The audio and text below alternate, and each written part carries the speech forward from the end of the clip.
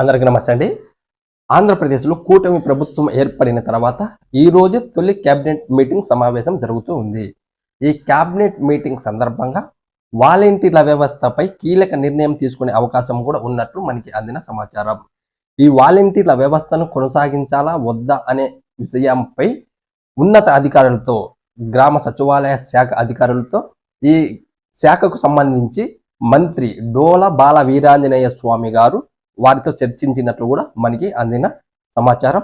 ఇప్పుడు వాటికి సంబంధించిన వివరాలని మనం ఈ వీడియోలో తెలుసుకునే ప్రయత్నం కూడా చేద్దాం. అంతకన్నా ముందు మీరు ఈ వీడియోని ఎక్కడ స్కిప్ చేయకుండా చివరి దాకా చూసి మన ఛానల్ని కొత్తగా ఎవరైనా సబ్స్క్రైబ్ చేయకుండా చూస్తున్నట్లయితే మీరు ఖచ్చితంగా సబ్స్క్రైబ్ చేసుకోండి. పక్కనే బెల్ సింబల్ ఉంటుంది, దాన్ని నొక్కడం కూడా మరవకండి.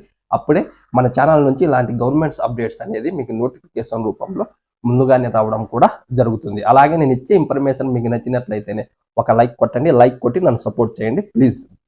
ఓకే, వివరాల్లోకి వెళ్తే ఆంధ్రప్రదేశ్లో 2019 ఆగస్టు 15న వైఎస్ జగన్మోహన్ రెడ్డి గారు అధికారంలోకి వచ్చిన తర్వాత, అంటే ఆగస్టు 15 నుంచి 2019లో 2,60,000 మంది వాలంటీర్ల వ్యవస్థను తీసుకొని వచ్చి ఆ ప్రభుత్వ పథకాలను లబ్ధిదారుల ఇంటికి చేర్చే విషయంలో ఈ వాలంటీర్లు కీలక పాత్ర పోషించడం జరిగినది.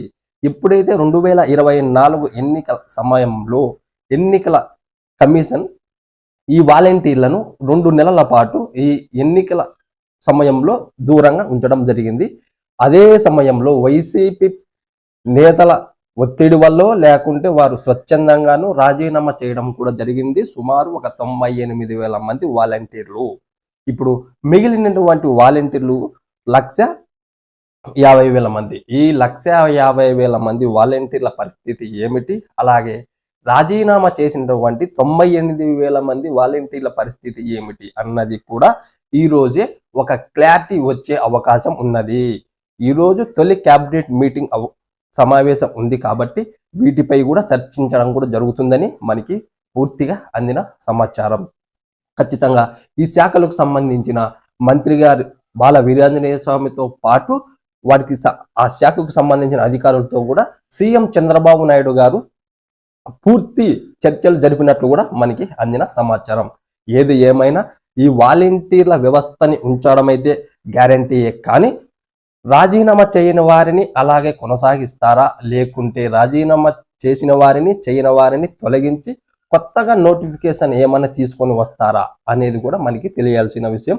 అది కూడా ఈ రోజే క్లారిటీ వచ్చే అవకాశం కూడా ఉన్నది. ఎందుకంటే జూలై 1న ఇంటింటికే పెన్షన్ పంపిణీ ఉంటుందని ఇప్పటికే కూటమి ప్రభుత్వం చెప్పింది. కాబట్టి ఈ వాలంటీర్లతోనే ఈ పెన్షన్ కార్యక్రమాన్ని కూడా జరపాలని కూటమి ప్రభుత్వం ఒక ఆలోచన కూడా చేస్తున్నట్లు మనకి అందిన సమాచారం.